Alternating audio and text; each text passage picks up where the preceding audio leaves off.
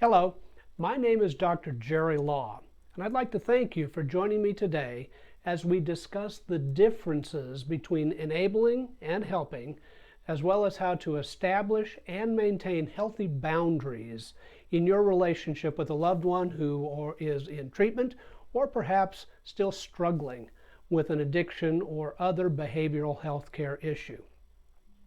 Enabling begins naturally enough when the helper cares about the suffering individual and wants to understand his or her concerns.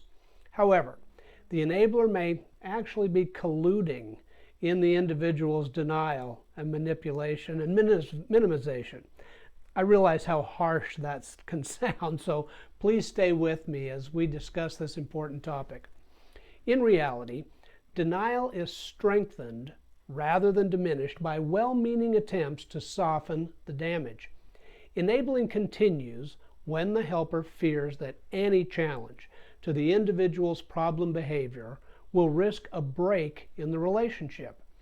If the problem is ever to be resolved, however, it will be because the helper dares to intervene and break the cycle of enabling. So let's take a moment to fully define enabling. Here's a basic definition of enabling that I find helpful, along with some guidelines on how to differentiate between enabling and helping. If I may use a metaphor, let's think of enabling as a two-sided coin. On one side, we have what I refer to as assertive enabling. In short, this is when we take actions that make it possible for our loved one to continue in whatever dysfunction or disorder they may be practicing or in which they may be ensnared. Examples, well, that might be calling your loved one's employer or school to excuse him or her as being sick, when in fact they actually have a hangover, or perhaps even hiring the best lawyer in town in an attempt to have all charges dropped, when in fact your loved one is guilty of the legal issues being presented. Perhaps it looks like telling your kids that their other parent cannot attend the school play because he or she has to work late, when in fact the spouse is really drunk or high. There's a pretty long list. Now, the other side of that coin is often referred to as passive enabling. This involves intentionally ignoring the signs and symptoms of your loved one's disorder with the hope that it's just a phase or some other short-term malady. Examples would include finding telltale evidence of repeated excessive viewing of online pornography or credit card charges that look suspiciously like the purchases of escort services, and then choosing not to question these activities.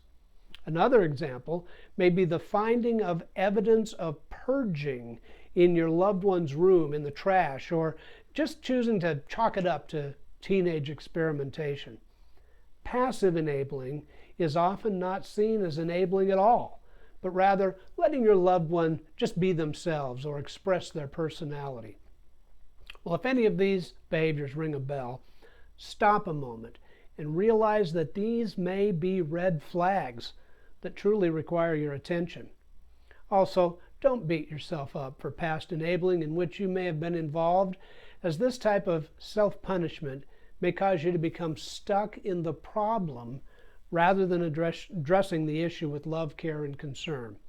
What truly matters is that you recognize these behaviors in yourself and that you reach out for help to make healthy changes in your interactions with your loved one. Well, here are a few guidelines that may help you see how attempts to control or fix the other person can so easily become enabling. For example, enablers avoid discussions and confrontations. Helpers address specific disruptive and distressing behaviors. Enablers soften consequences by minimizing the importance or impact of an event. Helpers ensure that each negative behavior is followed by a consistent consequence, not punishment, consequence. More about that later. Enablers make excuses, cover for, and even defend problem behaviors.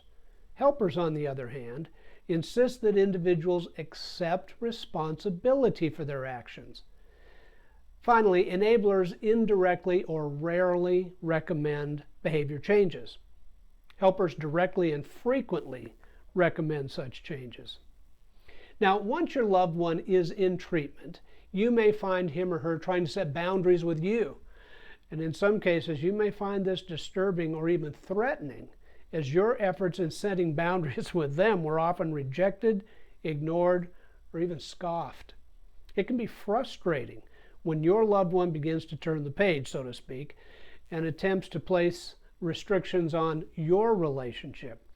Please know, this is not to be unexpected, and in many cases, your loved one is trying to apply the very new behaviors that will be needed in their own recovery. As hard as it may seem, try not to take it personally. Well, as your loved one heals, he or she will begin to use language that you may find perplexing. As mentioned, they may initiate boundaries in your relationship with them. The challenge you might face is how to respond to this new behavior. First, know the difference between reacting and responding. Years ago I received a letter from the IRS. Now, as I recall, the letter came in the month of October, so I knew this certainly was not about a refund. The letter stated that I owed additional tax due to not substantiating a particular deduction I claimed.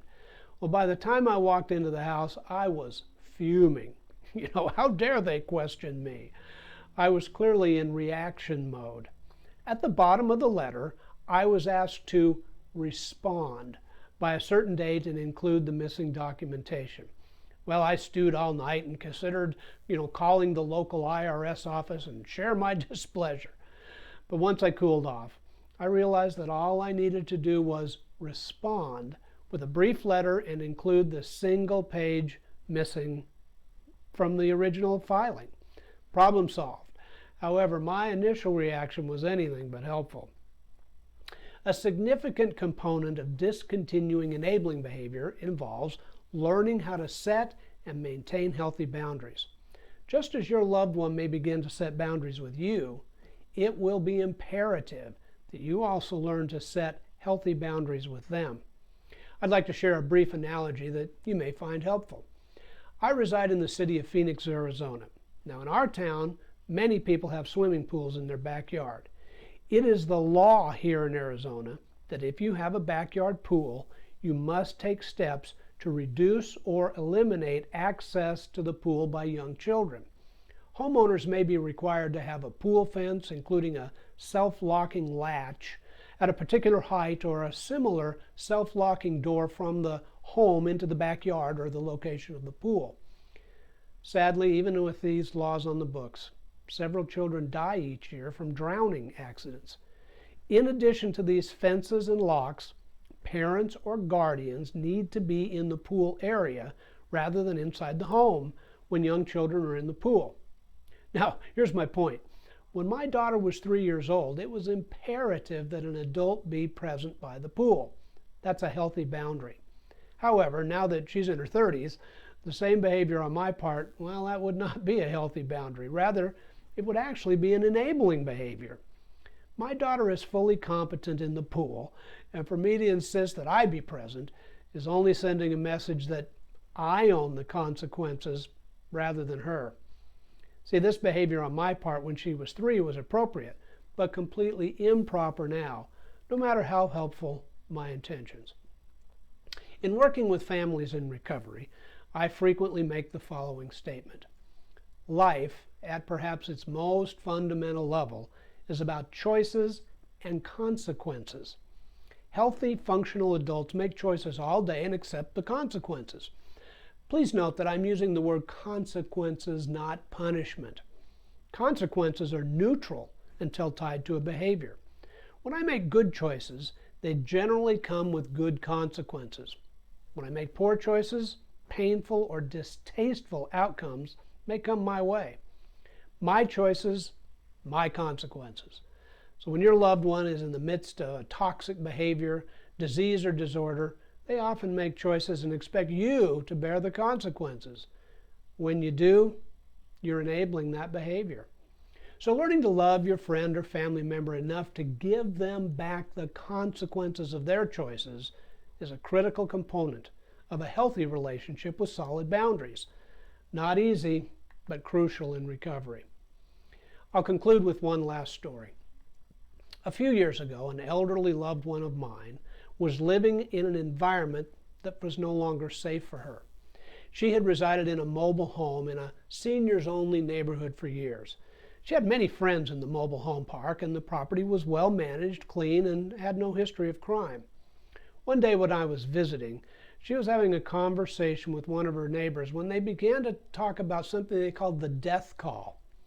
In an attempt to care for one another, several of these elderly residents had entered into a pact that if they did not see evidence of life at one another's home, such as bringing in the newspaper or raising the blind in a window, by 10 a.m., they would call that individual to make sure that they were still alive.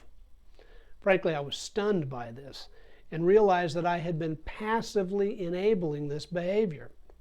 One of the most difficult conversations I've ever had with anyone was when I sat down with this loved one to tell her that I loved her enough for her to be very angry with me and living in a safe environment, rather than happy with me because I was willing to go along with this bizarre living arrangement.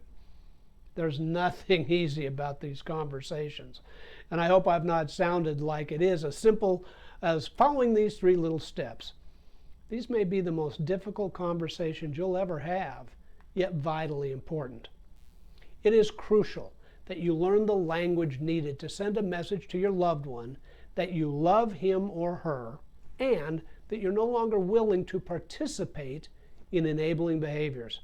Here's a couple of ideas that you may want to adopt. How about saying, I love you enough to give you back the consequences of your choices?